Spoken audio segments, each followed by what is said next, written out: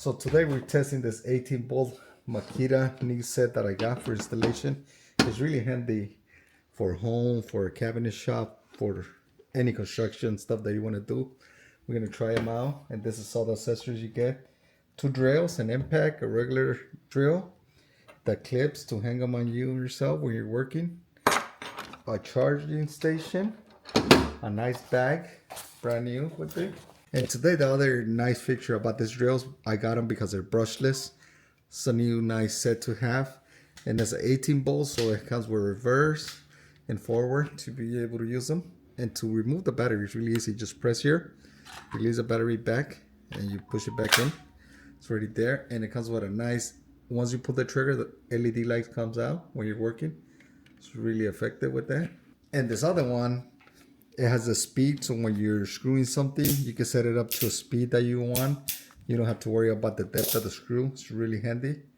And it comes with first and second gear also. Tighten it up, and it's really good to have that speed. We're going to show you how to put a tip on the drill.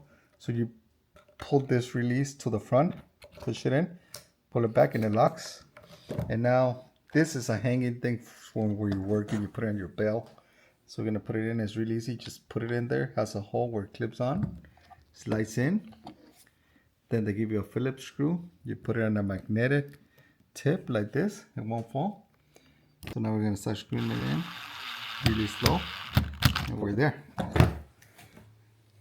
Nice clips. Adding tape so the actual bit won't jump around. And this is very important for those that are not professionals. But I've seen people not use tape.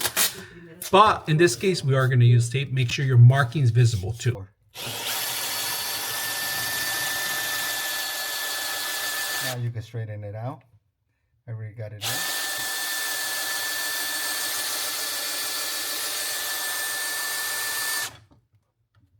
in. Big to remove the other 1/8 of an inch piece that we got left.